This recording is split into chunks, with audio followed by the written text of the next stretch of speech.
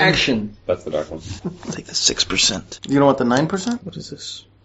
Bottle The opener. Nueve? I got this one especially for you. I've never seen one like this. Why are we giving me the fucking bottle? That's how most bottle openers are. Well, it's like hooked, like it's too That's smooth. how most it's of too them smooth. are.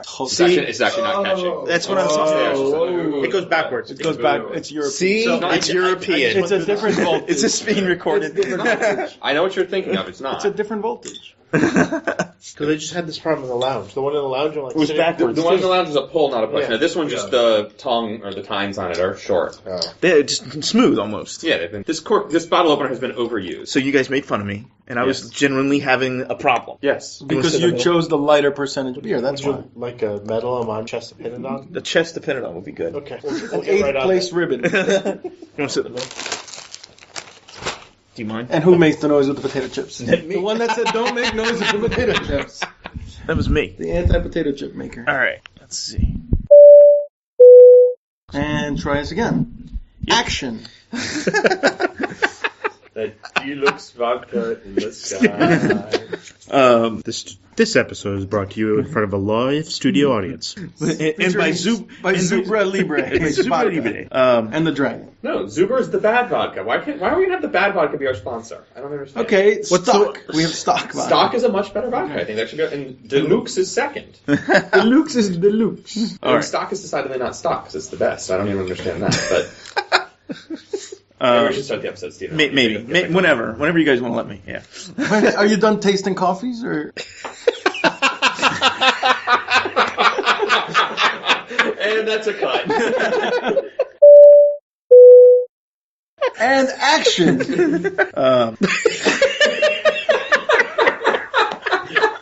We should have GoPro'd this episode. Wide angle lens. Hello and shit almighty. We've never had a live studio audience, so Yeah, we have. We had Hendrik, but he's very yeah, he was on the straight-faced. show though. It was like doing SNL. We had the trial run. Just talk. Yeah. Hello and welcome to Dots, Lines, and Destinations. It's episode 73, January 22nd, 2015. Seriously. You know what? I want more vodka. Why should I wait? Why should I wait? I want more vodka. Just let me get the That's going to be the episode. Just an intro. All intro. Should I re-record it?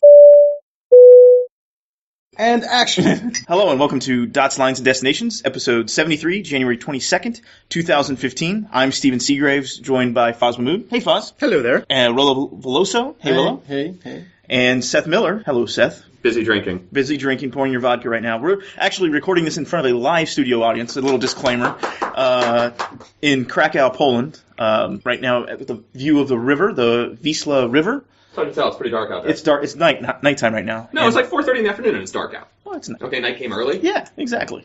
It's winter in the northern hemisphere. First of all, we got to say happy birthday, Foz, because it is. Happy birthday, Foz. We're recording this on Foz's birthday. Thank you. Birthday, sir. We will not sing to you because it turns out if you sing a public performance of Happy Birthday to You, you owe the estate of two random people And money. we have no income. The So MPAA. Did you guys not see that Sportsnet episode? we don't make any Probably money on this television. show. So No, we don't. um, Our expense ledger is pretty impressive. We'll forfeit our royalties for the next 3 million years. Yes. so how did you guys get here? I mean, we all kind of came different ways, but I guess we should start with the most random of all and kind of surprising. Rollo. In coach. In coach. of all things, coach. Have you recovered from that yet? I'm still trying to recover. Physically or mentally? Both. No, actually, I wanted to try something new. What it was like. And Remember the little people? And will you do it ever again? yeah, my only problem, actually, Economy Plus on United was not bad. The problem I had was that I just wasn't tired. And I tried to wake up extra early that day, and for some reason I just couldn't fall asleep. Like, it wasn't a comfort thing, I just wasn't tired. Mm-hmm. By the time I fell asleep, there were like 2 hours left on the flight. It was Newark, Frankfurt. I had all my expiring drink coupons. I bought drinks for everybody, including myself. The guy next to me was like, "Oh my God, thank you so much." I gave him some for the return. And that was really the only problem. So when I got to Frankfurt, I just went to the hotel and took a nap. But then I couldn't fall asleep that night. So it's, I can't complain about. Even the food was fine. I mean, it wasn't really a problem. And I don't mind the coming from the East Coast to Europe. I just hate the return in coach during the Because day. they're usually longer. Because it's longer and like if you're not tired, like you're up all the time and just like it's not comfortable. I'd rather be comfortable during the day where I'm I may or may not sleep. So I will probably do it again. Well, I mean, I think his good deed of giving away those drink circs actually probably saved us on the train today. I mean, we could have had. Well, I'm just thinking like he paid it forward, and we could have ended up stuck like we did on. Are you trying to blame Seth for almost breaking the train again?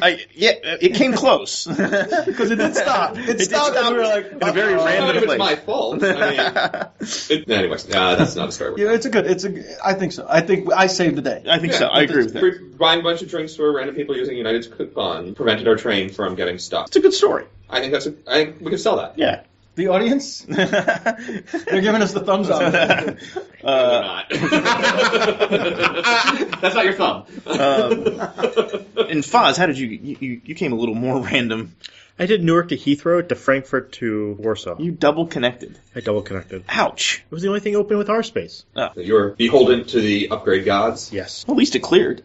It did. I was originally trying to go through Geneva, and in the midst of booking it, the R-Space through Geneva went away. Huh. So, fortunately, the agent reversed what she was doing, even though she had already issued the ticket. Nice. Yeah. And Seth? I also double connected. I had a reasonably good reason for it. I'm actually in the midst of a series of round-trip, open-jawish tickets originating in Europe rather than originating in the United States. It's been a lot cheaper in recent months to originate travel in Europe. Yeah. So, back when we were in World Travel Mart in London, a few episodes back. World Travel Market. Excuse me, World Travel Market. We're going to get fined if you don't say it. I won't be invited back as media. As for World Travel Market in London, I did a trip originating in London and did London to New York, and then actually booked the return as Philly to Warsaw. Philly, Houston, Amsterdam, Warsaw, because I wanted the longer connecting flights, and I wanted the Houston-Amsterdam line, and it was available to confirm a booking as an upgrade. So I also was chasing the R-Space, and that was my last GPU, arguably ever. So that was fun. And then there was a schedule change. And so I called in and was like, yeah, I still need to fly via Houston. Sorry, the connection via Chicago just doesn't work for my itinerary. She's like, what do you mean? I'm like, I have a meeting. In the airport. Well, when she came back, she's like, well, there's the 5 a.m. out of Philadelphia. Basically, they cut the 10:30 a.m. Philly-Houston flight, which is the one I was supposed to be on. And I'm like, yeah, 5 a.m. doesn't work either. What are the options out of New York? Maybe LaGuardia or Newark. And they were willing to move me to the Newark flight. But then she, as she set up, she's like, you're not going to actually have time to actually have your meeting in Houston with that flight. I'm like, oh, no, it's okay. The meeting will be on the airplane. So the meeting was apparently between me and a bottle of champagne. And how was that meeting? Spectacular. Good. Everything we needed to get accomplished was in fact accomplished. Nice. But then, I connected in Amsterdam. I really don't like that airport. I don't understand why everybody loves Amsterdam. Somebody made a comment about that. I don't know if it was your Instagram, that they're like, oh yeah, like everybody rants about the airport. It's not that great. Like it wasn't you. It was like somebody when you posted the picture. Yeah. Everybody does rave about it. It's good, not great. Compare it to De Gaulle or Frankfurt. Frankfurt is on the fence now. But here's the thing. Compared 10 years ago, Amsterdam was much better than Frankfurt or Charles de Gaulle or Heathrow. It was still worse than Munich at the time, but Munich didn't have a ton of connections anymore. I get that. 10 years ago, it wasn't a better experience, but all the other experiences were even worse. It was still crazy long walks. The lines for immigration still kind of suck. I would say it's still better than Heathrow. Oh, yeah. Still Depending, now? Unless you're flying Star exclusively. Star exclusively through 2 is nice. Right. If you can get BA wholly within 5, it's not too bad. I actually had a BA wholly within 3 the other day, which wasn't too bad. What makes Heathrow so bad, though? I mean, I bus from one terminal to the other. Just to having going to the connection center. The connection center, the security re-clearance. You go at the whatever terminal you're going to. So if you're coming from terminal whatever to let's say you're coming from. I think Heathrow security is much. But if you look at Amsterdam, you don't have to bus. Yeah. That's it's just you have to just walk the same distance. Yeah, you still have to walk in Heathrow, depending on where you come in. That's true.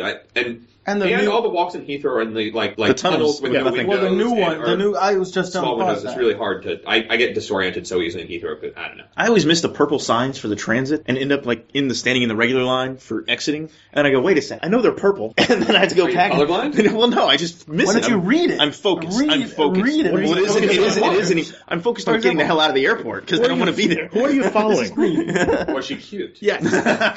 But anyways, sorry, that was my little Amsterdam rant. Well, I mean, that kind of leads into the other subject. I'll say real quick what my route. Here? Yeah, I went Portland, Houston, Munich. I got the Houston-Munich flight. And it actually didn't have our space. I took a chance. It cleared. I got lucky. And then I did Munich, Warsaw.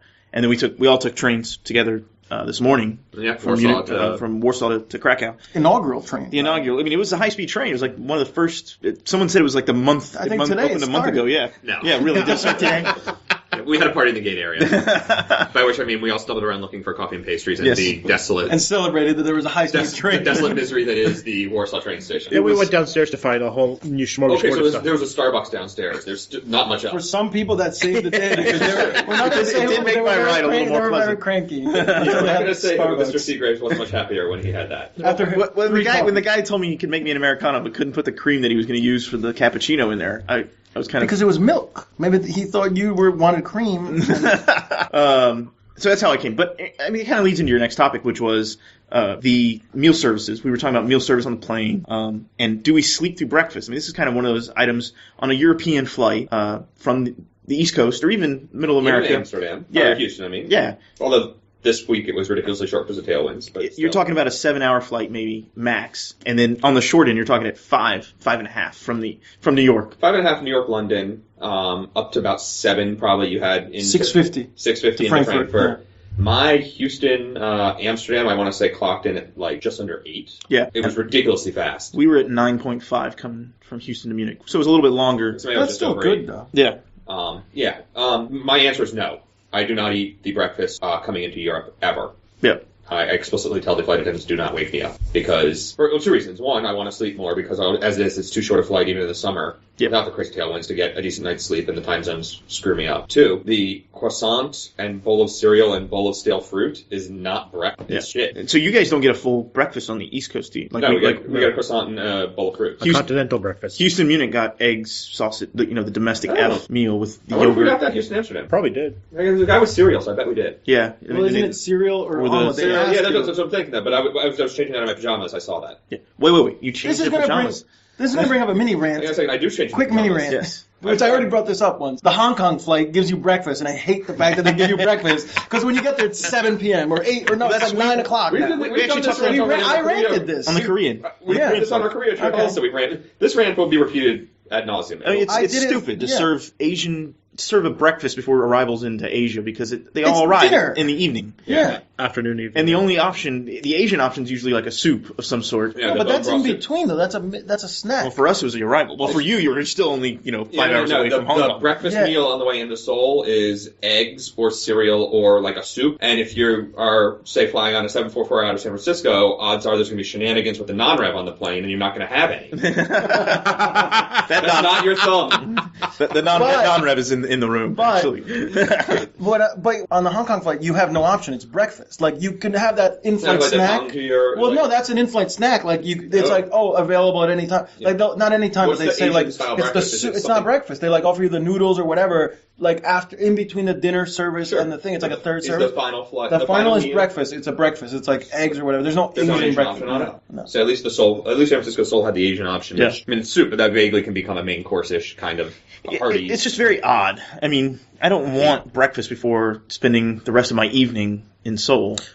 But you have to wonder, is that what most people want? If they're sleeping, they get up and they want breakfast food? But no one sleeps that those doesn't help flights you, really, though. though. Like, No. When I did they take a nap. snooze. They It's take a not. nap. It's not You flyer should be. friendly. Yeah. San It's not Francisco, jet lag friendly. San Francisco Seoul, a lot of people slept on my flight. Newark, Hong Kong leaves at 3 in the afternoon. No, 3:45. So, excuse me. It's almost 4. It's dark. It's almost dark now. And when the summer rolls around and it's too hot, it leaves even later. Yeah. So then, Not on purpose, they just delay so the you're flight. saying it leaves in the afternoon, and well, I mean, it is a 15-hour flight, so you can still get 7 hours of sleep and stay awake for Right. the other 7 hours. And Yeah, you get a like dinnerish meal service, and then you get to sleep. But I think that next meal service, the problem is they say, okay, well, you already had dinner, then the next one has to be breakfast, and I think the next one should be a second dinner. like it could be It like should a light meal. A light meal. Yeah. Yeah, like a light Or lunch or dinner. Or do a little bit of both. Just don't make it the friggin' beef roll sandwich is the new cheeseburger. Oh. Do you see my picture? I'll have to we'll put the picture in the show notes. It's just brown. Write I mean, that down, 'cause I'm the not meal is Write that down brown. in your awesome notebook.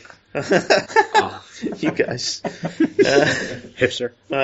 Even the dragons laughing at you. Why is Krakow famous for dragons? So there's down at the bottom of the castle, below the castle, there's actually a dragon's lair, or what it was thought to be a dragon's lair. I don't know if that's actually I've seen true. the statue. So that's kind of like the history. There was someone slayed the dragon and became one of the first kings or something. That's the story behind That it. from Shrek. For those of you wondering, the Sheraton Krakow gives out little dragons in your bathtub. To select members only. Select. Apparently not platinums. Or Selected. lifetime plat. Where they don't know I'm like. So Just that. the consensus is, do you sleep through breakfast? I think most of us kind Yes. of, Yeah. if we're up, we'll eat it. If we're not up, we kind of... Even when I'm up, I don't even bother. Exactly. A couple glass of apple juice, like I'm feeling. peckish. How were your crews over? I mean, we've had mixed experiences, I think, right? Foz had an interesting experience with a meal coming over with executive service, right? Executive dining. Yeah, the executive service actually worked. They served everything on one tray. They served the entree was like 2 minutes behind, which is fine. Like by the time I get done, while they're heating it up, yeah. Right. The one thing that frustrated me is it's a 6-hour flight. And they didn't take the meal orders on the ground. So it was 45 minutes into the flight before they took meal orders. Yeah. But you were in second class. I was in second. Mini cabin? Mini cabin? No, I was in. It's a 3 cabin. Oh. But you were in the second. That was third class now. What was I second? Well, was it 3 class? It was a 3-class 763. So were you in the second part of business? No, there's only one part in the 3 cabin. On a 7.6. Yeah, not a lot of space. Because the 763 has the first part of business, and then the second part of business. No, it's all one cabin. Business. Yeah, it's all one cabin. Yeah. Mine wasn't like that. You flew a 777, I thought. Oh yeah, that's right. You were in coach, though, so you didn't from know. coach, it's hard to tell what's going on. So, I apologize. How was meal service in coach? Were you served quickly? Yeah, because I was in the second row of Economy Plus. I see. And the video told me that Economy Plus you get better leg room and better. Now is that plus or plus? Plus, Economy Plus. How was the leg room? Did you have the empty seat next to you? So I had an empty spread seat out? next to me. It was fine. I mean, the meal, I actually was surprised because I bought some snacks. I'm like, I don't know what this is going to be like. It's been a while since I've had this No, experience. truth be told, on a long haul flight internationally, it's really been a long time. But I bought some potato chips, a banana, just to have a few snacks. Yeah. And the meal was actually pretty good. It was chicken with rice and vegetables, and it was either chicken or pasta, and it's the second row, so I literally was served right away, and then they come around with drinks first, so I ordered 2 drinks, and then all the rows. Anyone who can see me gets a drink. And I actually helped the flight attendants out because they had one machine because the one ran out of batteries and nobody had batteries. It's sped up. So it sped up the service. Yeah. I made the flight more efficient. That's 2 helps. 2 helps. So if he gets a third, he becomes a St. Jeffy. Yeah. I may have a third. So you got to wonder, though. Their machines weren't charged. They miscatered my flight. How did they miss these things on international flights? They miscatered my flight, too. Well, let's talk about that, because they miscatered your flight where they didn't load amenity kits for half the business class. We're getting ahead of ourselves. Yes, we're getting ahead of ourselves, but that's okay. Welcome to Dots, Lines, and Destinations, where the agenda actually has lasted much longer than it normally has. And the studio audience has not left yet. We had all this vodka. They've fallen asleep, but we offered free vodka for them to show up. We catered the show. Yeah, by the way, free drink shits. They didn't put half the amenity kits on yours. Right, the new tin amenity kits, they only had enough for the right half in the middle of the plane. Yep. Not the left half, which was really strange. Is it just because I thought it was front to back. Your flight attendant was too slow to the draw? That was part of it, because mine was. Because I know during boarding, it's different flight attendants work each of the 2 aisles. Right, but eventually the one who was working the right side was the one who just went to the left side, and Well, also the right side is easier to work because there's fewer passengers going to the back down there. Right. So they probably started on that side, which is fine. Stay out of the way. It makes sense. But the problem is they only catered half the amenity kits. Right, and then they're like, we've called catering, and then next thing I know, they're like, oh yeah, we've closed the door and we're pushing back. I'm like, okay. Flight attendants, arm your doors. Yep. And for Seth, and cross-check. No, our flight was fully catered for amenity kits. We actually had enough extras that we probably could have filled yours. Yeah. But we got the old one. They had the new metal tin ones. Right, we didn't get the new metal tins, which the company has clearly advertised that they were serving or distributing on the flights, and I was a little disappointed. And apparently they're only catering them out of the U.S. That's typical.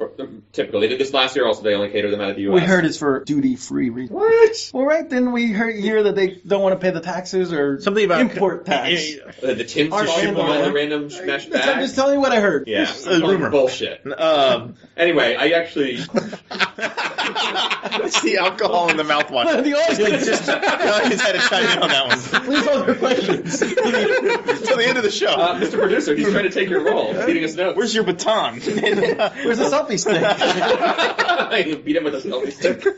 The person wielding the selfie stick is supposed to be beaten with it. So I'm not sure how that works. No, I actually sent a tweet while I was sitting on... Because you saw my picture of Stephen was you were about an hour behind me. Yep. Departing, and my plane was one of the 777s that actually has Wi-Fi on it. So I actually logged on. I had some work to do that I didn't quite get done before departure, so I had to log on and send a few emails after we took off. So I paid $17 to do that. Was it well worth it? It was. I got paid for doing the work, so I'll make that $17 plus a few back.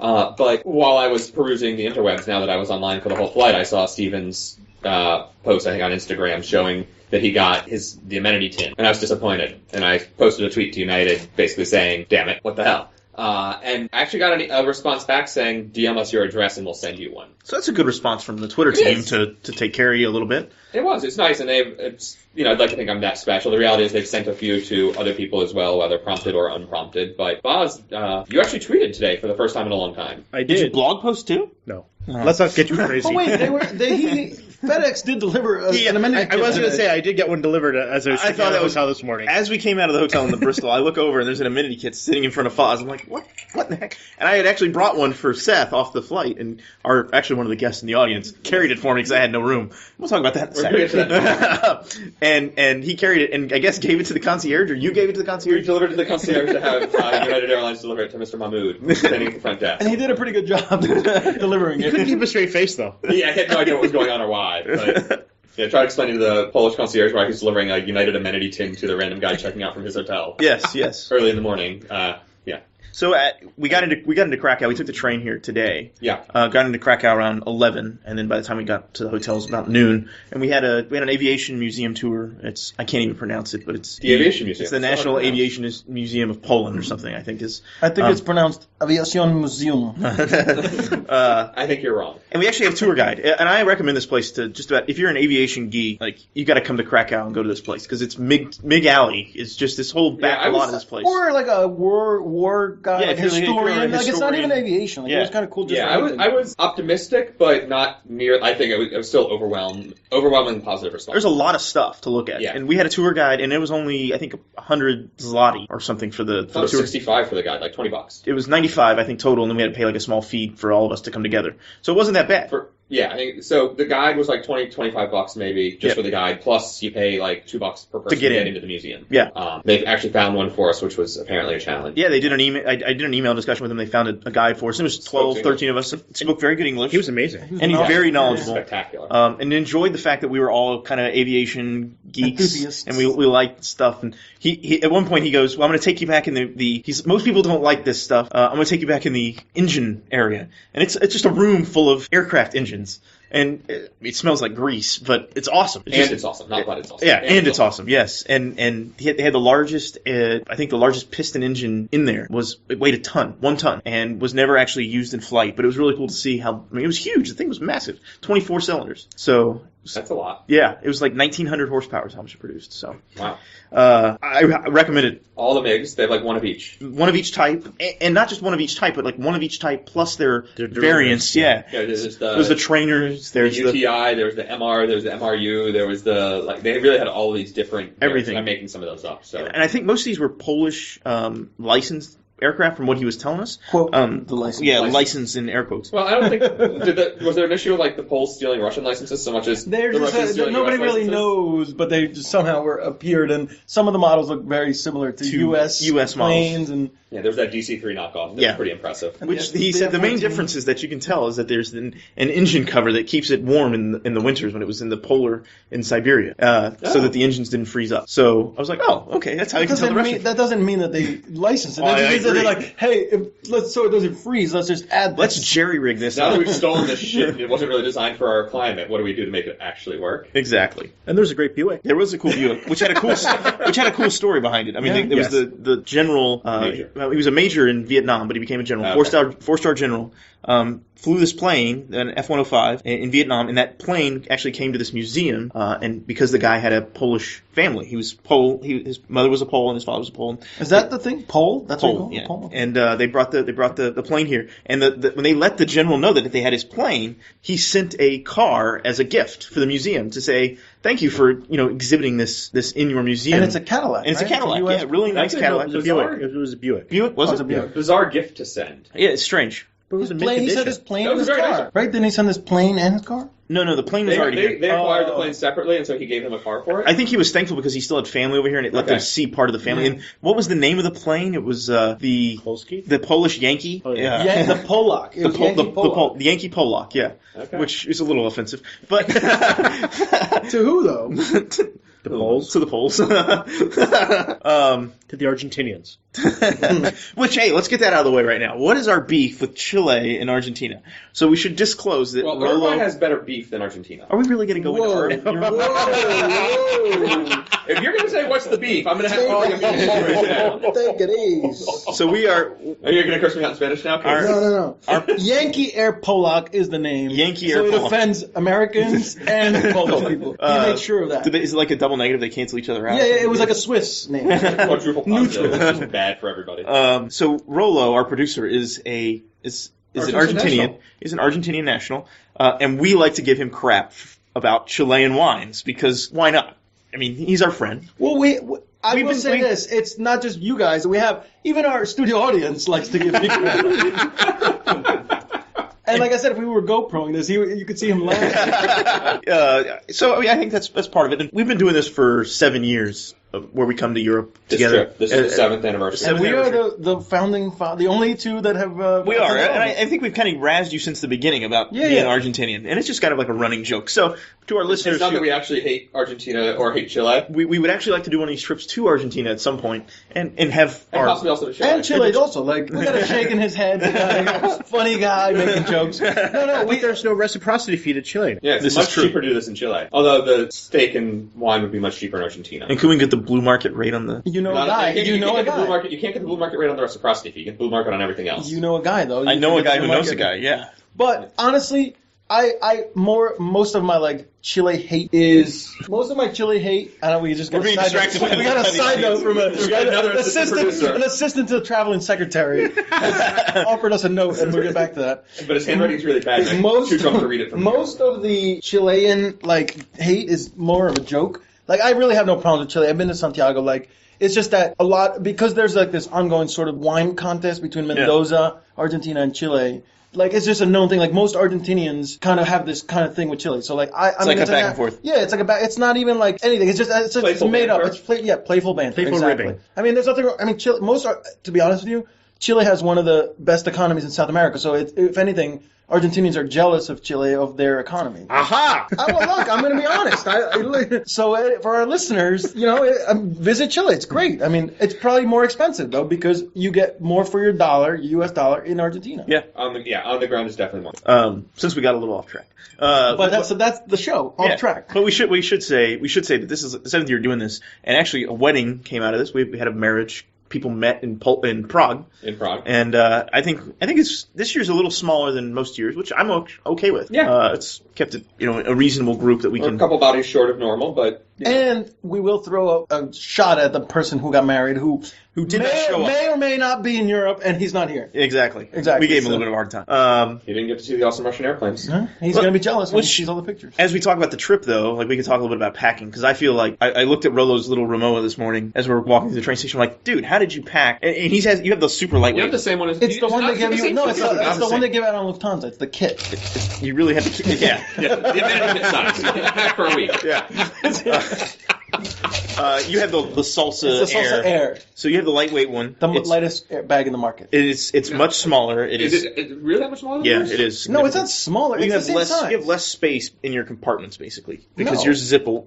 I can actually overstuff mine a little bit and cram it in there. It's the same dimensions. Same dimensions, Arguably, yeah. it's the same dimensions. But you can put a little more stuff in mine, I think. But I'm wondering how Rolo packs, and Rolo showed me this, and then I sent you pictures. Then swiftly corrected me on what I was doing wrong. Well, as soon as the first question I said was, how many pants did you bring? You said 4. That's for a 3-night trip. My first question was, and your answer was, I'm a messy eater. No, I think I have 4 pants, only 3 are packed. So I was wearing 1. Okay. Right. So it's like 1 for every day. Now, normally, that's a problem. That is a problem. Normally- I agree. I agreed with you. Can I tell you how many pairs of pants I packed? 1, I bet. I'm surprised you didn't pack a half pair of pants with the shorts. Hawaiian No, the pants. Zip off. The pants that zip off. I own several pairs of them. I use them in the summers because in certain places you have to be wearing full pants to go into churches and things true. like that. But We are it's respectful warm. of- I absolutely respect that. But it's warm outside, so I like to be able to zip off when I go outside back after visiting the church. And so I own several pairs of those. They're not warm enough for this climate, although even as warm as it is here today. Which is surprisingly warm. Yeah, it's bizarre. But even as warm as it is, those aren't warm enough. Yeah. So I wear jeans for these trips. If you flew Lufthansa more, you'd need less pants. It's so hot out more. Hey, wait. We were going to make a whole topic of that. That's the topic we were going to talk about. Thank you, Foz. It's his birthday. So we have Where's the vodka? We have 2 experiences of this. I'll let Seth give his most recent version. Seth was on. I was on a United. Wait. We don't want to mention what he was on. The name. Just give the code. Airline code. Why? Could be mispronounced. Oh, yes. What airline were you on, Seth? QR. Should we poll the This is already audience? open. I'm trying to open an open bottle. This show is just going off the rails. I was going to finish that vodka. Yeah, I was on a QR flight. We were talking about the cell phone that got stuck in the seat and almost exploded. Yeah, I mean, let's just touch on all that, and then we'll come back to Foz and their experience on Lufthansa. I have no idea. And there goes our time budget that we said it was going to be a short show. I have no idea what I'm actually talking about right now, but I was on the flight home. Huh? Pantless. Oh, yeah, so Pantless. Pantless on QR. It is actually what I was going to tell you. Halfway, 3/4 of the way through my flight home from Doha to JFK a couple days ago, bit of commotion on the other side of the aisle. And I'm like, what's going on? I sort of look up. I'm waking up from my nap. I'm having another meal and another bottle of booze and having a good time. Like, the flight attendant's coming back. The guy is walking around in his boxer shorts, like digging into the seat and trying to figure out what I'm like. So I get up and I walk over there, like, what's going on? His cell phone, his iPhone 6, had fallen down into the seat. His 6 or his 6 Plus? I'm not sure if it's a 6 or 6 Plus. I've got some pictures of it. We'll have to compare. Well, it's hard to tell size-wise. I think it was just a regular 6. Size matters. Size does matter. The audience, I love the feedback from the audience. It fell down into the seat, got wedged in, and apparently he didn't notice it and, like, reclined while it was down there. And so it actually got, like, stuck in the seat. Yeah. Cracked, jacked open, and believe it or not, was still powered on. Like, the screen had popped free from the metal case, and it was still powered on and running. That's Apple. I mean, great products. Also, the bend gate, obviously. Yeah, also, the lithium-ion battery did not explode and cause us to divert. So, also a good thing. But I think that's like the question is, that's kind of a safety hazard to have an exposed lithium-ion battery that could potentially. What exactly do you tell the Genius Bar when you take that phone in? I dropped it in a seat and it broke. I don't know. We have a question from the audience. Breaking news, never been done before on the show. We have a question from the audience. Did I miss something, or did you say the guy has no pants on?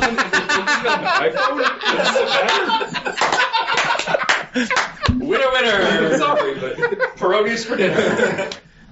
Yes, the gentleman was in fact walking around in his boxer shorts. His seatmate was walking around in awesome Nightmare Before Christmas slippers.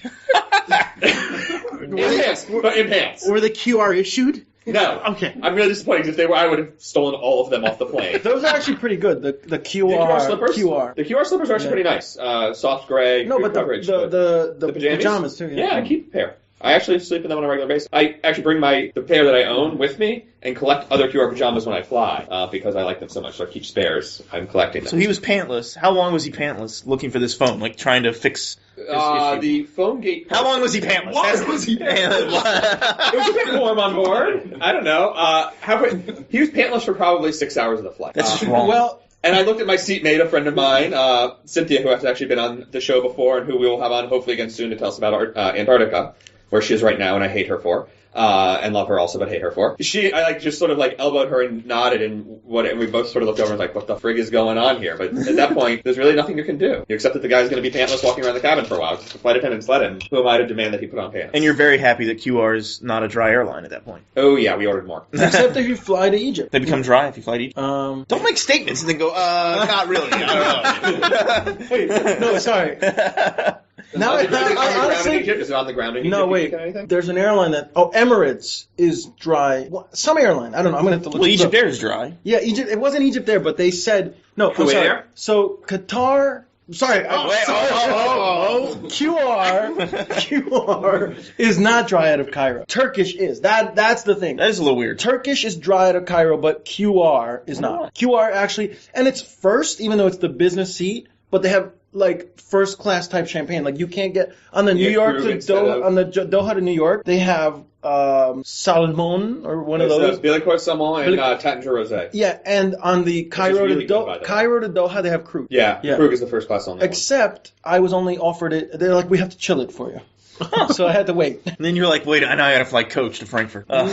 So now tell us, Foz and Rolo, you guys were on a flight. I think you guys were on one of the first A380 flights to Tokyo, right? This was coming back. This was Tokyo, Frankfurt. And I'm going to take a lot of credit here. I told Foz, hey, I think Tokyo will be the next A380. And he's like, I don't know. And I was like, let's just book it. You speculatively booked? We speculated. We bought low and sold high. Excellent. So you're on this flight back from Tokyo to Frankfurt, right? Yes. Back to and we had the same flight attendants, so they knew what we didn't even have to order. They were just like, "This is what you No bring. problems, yeah. This is what you have." They were very good. They remembered us like, "Oh yeah." And I honestly I don't remember. I think we told this story once, but it could be We told. never told it on the show. Are you sure? Yeah. Even so, we could tell it every time. It's funny every time because I remember, and so Foz was a row ahead of me, and I'm sitting behind him. We're both in the single aisle, like window seat, and the guy next to Foz takes his pants off, hangs them on the divider that you can raise up from Lufthansa. So I thought this was pretty odd. Whatever, it's nighttime, I'm going to bed. Meanwhile, I'm working on my laptop, and out of the corner of my eye, I see a guy take off his pants and hang them over the divider. I'm like, what? And I gently look over, and I hear Rollo snickering behind me. But that wasn't even the best part of it, because, like, fast forward a couple hours when the guy woke up, I wake up, I kind of see that Foz is up, and now this guy's doing, like, sit-up stretches, like, bending over, and, like, his rear section is pointed directly at him, doing, like, bend-overs, like, stretching, with no pants on. And then at this point, I lose it. I can't, there's no pillows that can hold my laughter. And I'm just like, and so then he disappears, but I have to go to the bathroom. When I walk to the bathroom, I run into the guy with no pants on. And I'm just like, and I'm like trying to wonder, at this point, I don't know if he's up or not. So I see him, and I just, like, give him a look, and he's just, like, waving his head, like, yep, I saw that. So when Seth told us the no pants story, I found out that there is a no pants day on the subway in New York. So maybe... It's not just New York, it's worldwide. It's all over the place. So maybe this is a normal thing, and we're not up to date. We need to keep up So with there's it. like a global no pants subway ride is the same as the global no pants airline flight? I think Quite possibly. Same organizers? the strangest thing was, after our trip, we had followed up with some folks, and they said, oh yeah, that's normal on Lufthansa. We did ask some LH on Is it like circle this one, members. is it one guy or is it a normal behavior of many passengers? There- There's like the one guy who flies US Airways as a dominatrix or whatever. And yeah, dresses up. Or Yeah, drinks. but what are the odds that the person we asked has seen this guy all the time? I mean, I don't we know. asked Han flies a lot. Maybe. we asked one Han Circle, we asked another person who flies a lot on Lufthansa, and they both said, "Oh yeah, I've seen that. It's very common." And the for people to crew, walk around with no pants on. and the crew didn't bat an eye. The QR crew was also extremely accommodating while he was running around. while he's running around with no You pants want to see on. no pants? No, I want to go with them. What benefit is that? No. It's much cooler. And the planes are Literally cooler. Yeah. Temperature cooler. Whether you're a hipster or not, I don't know. But temperature. I mean, if you were on our flight on United, it was fairly hot. I would have been happy to go on pantless. And you probably would have been marshaled. Yes, I probably would have tackled and tied up in the galley with no pants. if you're into that sort of thing. Going back to the dominatrix talk. Yeah. So I guess that Rollo actually had a wardrobe malfunction yesterday. We noticed it at dinner. His sweater was on backwards. My second layer. Of Second sweaters. layer. Yeah, there were no nipples exposed. It was very odd at first, and no one really noticed. No one said anything until Seth comes I around back. noticed. I just didn't say anything. Seth comes around back and just pats him on the back and goes, "Your shirt's on backwards," and then just left. And Rollo's like, "No, it's not." And he's like, "Oh." He looks at the tag under his neck. It was pretty obvious that it was on backwards. So clearly, flying coach to Frankfurt warped you. I mean, it got in your head. No. This all stems back, not just my Frankfurt coach experience. I've been jet lagged. It's carryover from last year. Jet lag. Which I think your jet lag. What jet lag? How can you be that jet lagged? Well, let's talk about it. I mean, what did you exactly fly last year that would lead to such pain? What? Oh, pain. Well, this all goes back to Christmas? before Christmas. Yeah, Before the holidays. Christmas. the reason you weren't on the last show, basically. Yeah, exactly. And you guys you voted me out. You didn't want to hear. We took a vote, and it was unanimous. So on December 23rd, I took the flight to Hong Kong. When I almost arrived in Hong Kong, they tried to serve me breakfast, and I strongly declined. No breakfast. Strenuously objected? I objected, and I said I will not eat the breakfast because it's nighttime. When I got to Hong Kong, I connected onwards to Bangkok. Okay. We celebrated Christmas twice because the time zone changed. So you were in Bangkok for Christmas, then you went back? No, Hong Kong, then it was midnight, and then all of a sudden it was midnight again. In Bangkok. So it was a little hang. Yes. By the time I got to Bangkok, it was already midnight. And surprisingly, in Bangkok, they celebrate, they love Santa Claus. It's crazy. There was like a area with like 1 million Snoopies dressed like Santa Claus. Is that a thing? No, I don't know. Snoopy? No, it was just a holiday. Santa Snoopy? Well, I know in like Japan, isn't Santa Claus like a robot or something? Snoopy. No, baby, this was like just Santa Snoopy with a hat. Claus. Like this was just like a big, Okay. like they show. Well, anyways, sidetrack. And the reason I went to Bangkok was because I had to get to Colombo Via Dubai. to get to Abu Dhabi. Abu Dhabi. And you, because and you booked your flights on the right days, right? well, yes. Okay. And you showed up for them on the right day, I right? actually showed up on the right day. Okay. And what was the whole point of this? Though, was to fly To get go- on the inaugural A380 Etihad and the apartments. And the First apartments. By the way, I tell rambling setups for stories. You just whooped my ass. That's right. So the point So was how to many get- days was that in transit? Like 3 days total? well, with the time zone change, It was all one day.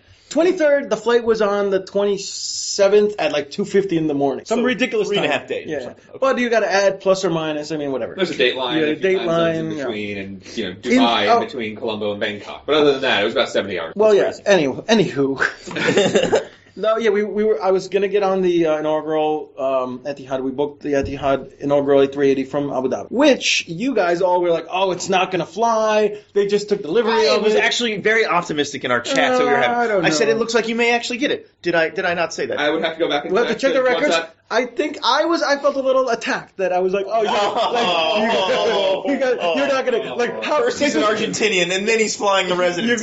you guys." drink more vodka. You guys, they just took delivery today. Like, there's no way that they're gonna fly it. So, Well, it was a very quick turnaround. Yeah, but they did. Yeah. they bend the laws over there. So Quality training time with those flight attendants. you flew the residence, and actually got to be a guest on the apartment. So let's Vice versa. you flew the apartments. Apartments. You got to be a guest on the residence. I'm the first ever guest Of you the could residence. call of the residence. Not the paying person, but the guest of the paying person. The guy who flew there First without paying. civilian, essentially. Yeah, the first guy to actually fly there without paying for it. That's, Yeah, I redeemed. I upgraded. what did you redeem?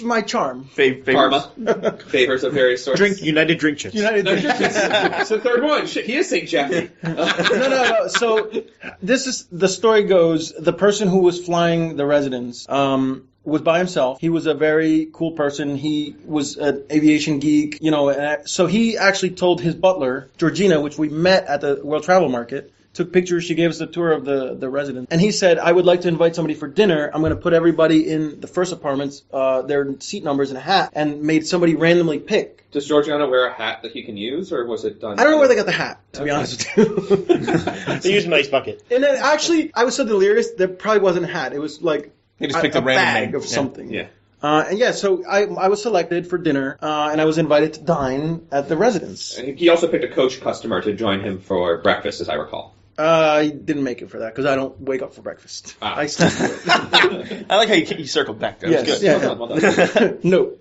we don't, none of us wake up for breakfast. And I actually, I would have for the residents. yeah. Have you heard about the Etihad catering? It may not be worth it. Well, you may not get any meal because they don't cater enough. exactly. Well, that's a whole different story. But anyways, so first of all, the apartments themselves are ridiculous. Like Single aisle on the A380. single aisle on A380. There's room for 4 people literally in the apartment. Here's my themselves. question for you: single aisle across an ocean. Some people have a Suddenly problem with acceptable? it. Suddenly acceptable? I never on the record said single aisle was bad.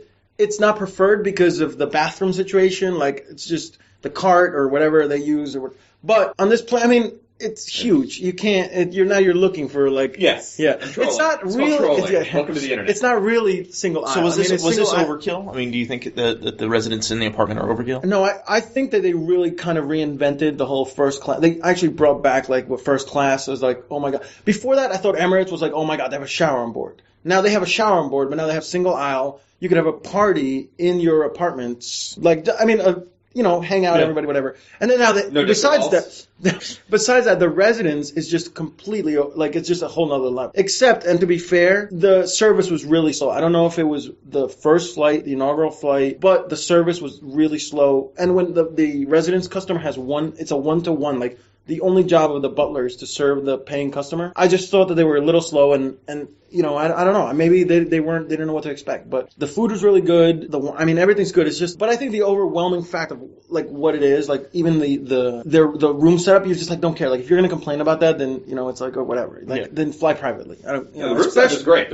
I actually think the space and the layout is really nice. It's a very nice layout. It is. It's perfect. I mean, It's like a double-sized Do you bed, right? need it on a London to That's Abu my Dhabi? question, right? That's to be honest with you. That's not, What flights are long enough that you think it's worth? JFK. Sydney. How many hours? 15. I've never done it, but Emirates, EK, I've done Yeah, the Emirates flight. I It's would almost say, 15 hours. I would say JFK, Dallas, LA. JFK also, yeah. To Abu Dhabi? Yeah. Those are all very long flights. Yeah, I'm about to do Abu Dhabi JFK. And you'll In coach. Oh. So, now, did anyone die on your flight waiting for fog to lift? We were before the fog. Before the fog. Wow. Our audience member actually just went. He gasped. He gasped. He didn't die though. He's still There was alive. no death. This choking in. Yeah. I'm gonna. We just like nosedive. So you've said that like incredible. You didn't quite say over the top, but you teetered on the edge of that a few times, describing the new first class plus the resident. Qatar Airways QR is on record as saying no more first class. We're going to build a business class that's better than everybody, and it's going to be so much better that it's going to compete with first class. There's going to be a double bed option in business class. This all came out during the A350 event a couple weeks ago while I was in Doha. So I'm curious. I mean, I talked about this. first on the. I talked about this right? our last episode. Yeah, the A380 will continue to have first, but all the other aircraft types will not. But that's the only plane they have that has first. No, they have it on the 346 and right they now. call first. And on they these had it regional on flights. some of the other. They had it at one point on other aircraft that they've pulled it out of. But my question is there? Do you think there's still a market for it? That's the thing. How like, do you think that plays? the problem, it's not even a problem. It's like when you're talking about the Middle East, there are a lot of extremely wealthy people that may or may not pay for first class. If first class is offered on the plane, they probably will pay for it because they have so much money that money's no object to them. Okay. So, and there's still some market because there are a lot of executives that they'll fly first class when they can't fly, a private jet or it's just, maybe their company says, you know what, we'll pay for first class, it doesn't matter, and they don't mind. And I actually spoke to an Emirates flight attendant I'm not talking about U.S.-based companies, I'm talking about other countries. On my flight, there was, and I had no idea who he was a movie star in Bangkok. Very famous, like on a level in Bangkok as like Brad Pitt. I had no clue who he was. They were like touring him around. Like he was the Brad Pitt of Bangkok. I wouldn't recognize Brad Pitt if he was on my Bangkok flight. or Thailand? Of Thailand. Sorry. How do you pronounce that? Thailand? Thailand. Anyways, but no, there's people like that will still pay for first class, and it may not even be them. It may be their company, the movie, the studio, whatever. Sure. So it's hard to. But so that comes back to your point that you said earlier was. Are there enough of them still flying to justify having all the infrastructure to manage it? And on a short flight like Abu Dhabi It's 8 hours, to London, right? I think 7 as long as your competitor has it, you need to have it. which their competitor out of Abu Dhabi is Emirates, right? Which Because there's they're like out a of whole Dubai. bus line that runs like Yes. Emirates will pick you up in Abu Dhabi and drive you to And Dubai, vice versa. and vice versa. Or if you actually pay, you can book a flight and there's a bus Is service. it like a luxury limo bus kind of thing? It's a bus, yeah, and you sit in the front of the bus and they'll drive you from Dubai to Abu Dhabi. So you got isn't that like a flight attendant drink service? No? I've never tried it. As I a, thought you took that once. No. as a first passenger, I think you get a limo transfer. Okay. On Etihad? And I think both of them. Oh. No, in Emirates you definitely do. Yeah. Emirates will, if you're first, it says anywhere in the UAE. So if you're like on the border of whatever country, they'll pick you up. You're like, hey, you just type it in, your address, and then somebody will come and get it. They just tell you how much time they need. Like they have a minimum. So like if you're 5 hours away, they'll say like 7 hours, we'll pick you up. So didn't that just change though? You can't do it for reward tickets anymore. Like it's like your reward ticket can't get the chauffeur service if you're in first. On Emirates? Yeah, I think I was just reading about something like that. They used to do it with markets. I honestly don't know. Out of Dubai, I can't say. That's really the key here though, is that Abu Dhabi, Etihad. It's like 2 hours away. Well, those two are competing heavily for the same traffic, I think, and that's really the key. Is Qatar Airways not competing for the same traffic? QR is not. But here, no, but I don't think they are. We're just R-rated. I'm sorry. This brings me to a different point. Times. QR and Etihad, I don't think even whatever they offer will not compete with Emirates until they have the free. Emirates to New York has like 3 flights, That's true. 4 if you have the Milan flight. So like the convenience factor, like It's two you 380s or just 3 380s plus the 77W Yeah. from Milan. That's what they are, yeah. So Is it 3 380s now? Because or 2, let's say 2, plus but the there's 77, and then the 77. That's what it was for a while. But it's not even the fact, like most people that fly Emirates don't originate in Dubai. It's the connecting thing. When I flew QR, when I flew Etihad, All you have to connected. connect. And on QR, I had to a forced overnight no matter what, unless you like leave so early in the morning, and depending on what city you're Yeah, in, you may not make the connecting Their bank. timing banks are still tough. Yeah, in Doha. and it's one flight. Yeah, I did the one flight, and this was a while ago. I did JFK Bangkok via Doha, and it was a forced overnight with like a 12 hours. Oof, that's rough. Yeah, and I got a hotel. It was fun. Actually, ended up going in town, having dinner, met up with some good guys, but some of our listeners, in fact. So had a good time out of it, but some of those timings are tough with the QR schedule. So limited frequencies. you were talking about frequencies. Like Emirates can throw an A380 on just about any route at this point. Baton Rouge. Baton Rouge, Louisiana, Baton Rouge, Dubai. LA to Baton Rouge. They're thinking about it. They're looking for the rates. And so that's a huge thing, right? I mean, you can carry tons of passengers kind of That's one of the other. at some Sabotage. ridiculous frequency that Sure. you want.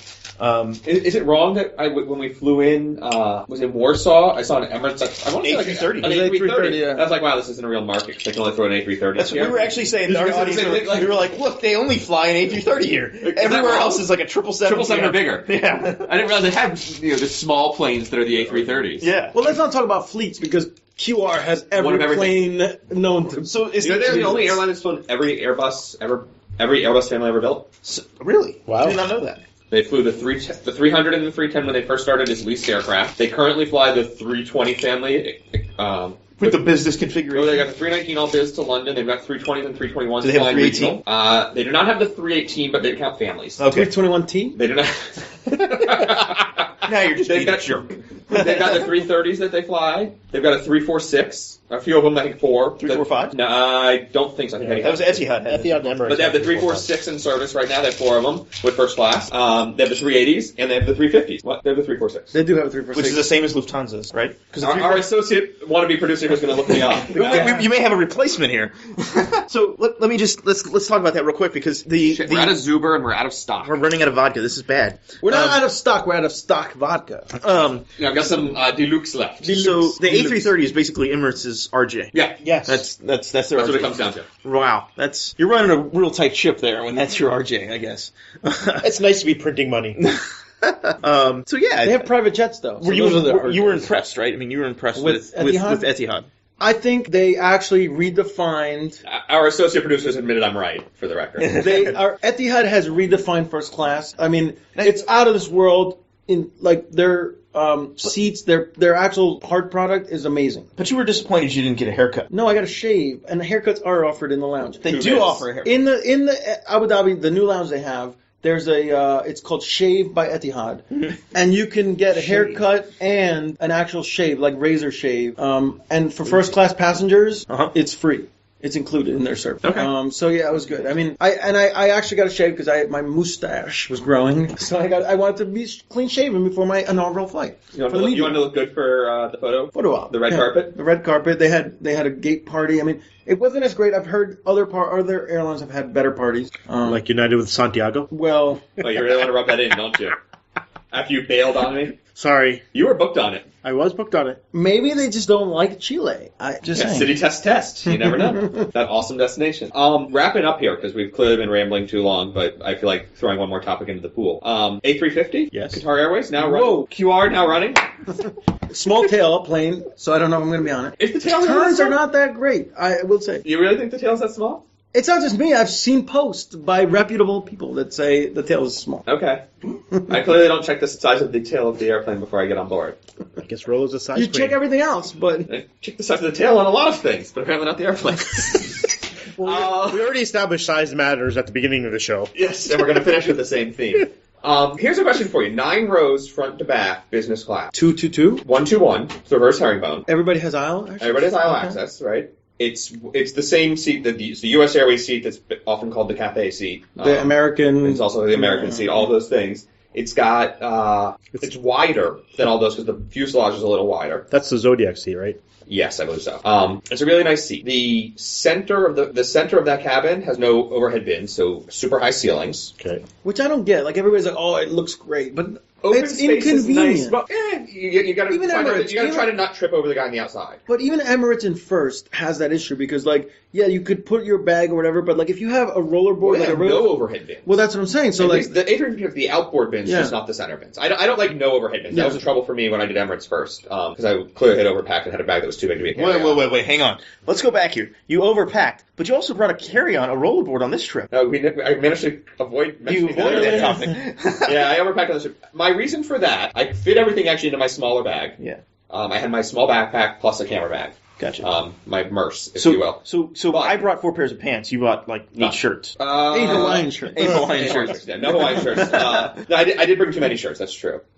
My situation this time around was actually that Virgin Atlantic has a very strict carry-on policy in coach, and my final segment home is going to be on the Virgin late flight into JFK on Monday, and I did not want to run afoul of their carry-on policy and have to deal with trying to check a bag and then get all my stuff out of the various things into a pocket of some sort. Yep. And so I went for an oversized bag that would handle all those things but still be carry-on compliant. Yep, that makes sense. So A350-wise, though, were you impressed? I mean, it looked like a really cool plane. It looks like it's a very nice plane, but here's my question for you. So it's 9 rows front to back. Between rows 6 and 7 is sort of a galley bar area. For business class. For business class. Okay. And it's this huge open space. To me, it looks like a problem waiting to happen with noise and sort of like there's no bulkhead wall in the middle. Like, it's really a very large space for business class. And so part of me said that's great. Huge open spaces make you feel more comfortable. Like, claustrophobia is bad. Yep. At the same time, I'm looking, I'm like, I'm going to hear everything from the entire cabin. Also, because it's like a super quiet airplane. So you're saying it's not like a wall between the back of that first business class cabin and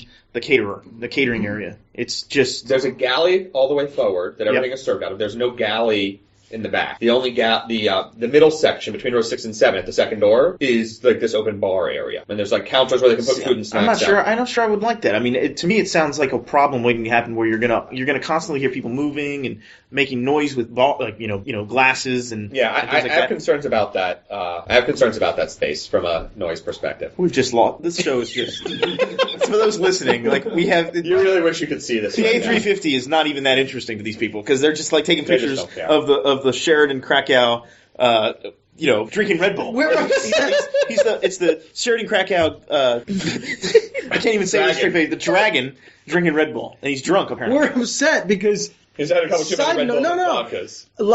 The last night I completed my lifetime platinum, 500 nights, 10 years of It's SPG Elite, Starwood, yeah. and I can't even get a dragon. I got a Dragon. Well, you got a dragon because you're ultra whatever SA ambassador. I didn't get a dragon. I got a sweet though. We all got sweets. I didn't get a dragon though. What's a sweet without a dragon? That's true. It's like getting a Is that semi-sweet? closet. No, it's a sweet, no dragon. Semi-sweet. Yeah. I am semi-sweet. SPG life. Hashtag SPG life. SPG life. Hashtag no dragon. All right, we started talking hashtags. I'm pulling the plug. Wrap it. Yeah, so let's go around the table real quick. Tell everybody where they can find us. Rolo. Coming soon, mundosurfer.com. Really? You're going to buy the Coming soon. domain? I already have. Gotta go It's shocking. Listen, this is what a live show does. We just throw it in there. I have it. I just haven't loaded it. I look like Ocho Squares. Oh, it might be better than Ocho Squares. Your knockoff of Foursquare. I think Foursquare knocked it on me. Because now you can't even check it. Don't even get me started on Foursquare. Because now you have 2 apps. One to check in and Swarm. one. Yes. What is that? Okay, you're done. we gotta go drinking. I'm on Twitter at FozM and at upgrd.com/Foz. And every now and then you'll see him tweeting his rant about his amenity kits. Every once in a And while. he'll get a I response. hope that works for you. I'm Seth Miller. I'm at WanderMe, WNDRME, and my tweet actually did deliver an amenity so if mine doesn't, Foz doesn't, I win. I'm Steven Seagraves. You can follow me on Twitter at SSeagraves. Badice.com. I write occasionally. You can follow the Dots, Lines, and Destinations podcast at Dots Lines on Twitter. MoreDotsMoreLines.com. Leave us a comment. If you'd like to be part of the live studio audience, please send us an email. And We'll work you in. We'll work you in. Yes. Thanks for listening. Bye-bye.